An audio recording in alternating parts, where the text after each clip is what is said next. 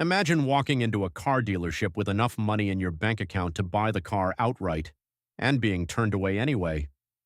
Not because you're broke, because you're invisible. 32 million Americans have no credit score at all. They're called credit ghosts. Immigrants, young adults, people who simply never needed debt, locked out of loans, apartments, even jobs. Not because of what they did wrong, but because of what the system never tracked. But there's a second, quieter problem. Even people who do have credit are too ashamed to ask basic questions.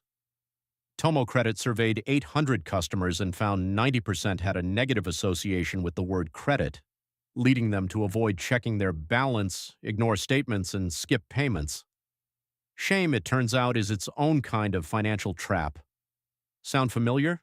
Ever had a coworker mention an auto loan and you just nodded? Too embarrassed to admit you didn't know what that meant? That silence has a cost. If you don't ask, you don't learn, and if you don't learn, you stay stuck. That's where AI is quietly changing everything. People are already flocking to AI for therapy. 49% of those with mental health challenges now use AI for support. The same shift is happening with money. In 2026, 55% of Americans admit to using AI to manage their personal finances. That's up from just 10% the year before. And here's the detail that says it all.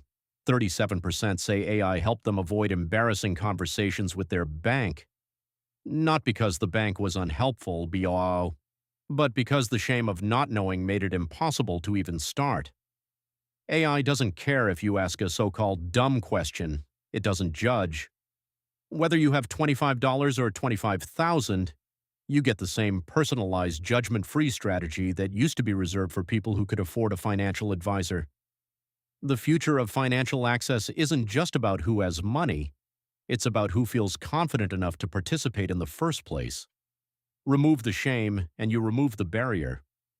That's what AI finally makes possible, and for millions of people, it starts with one question they never felt safe enough to ask before.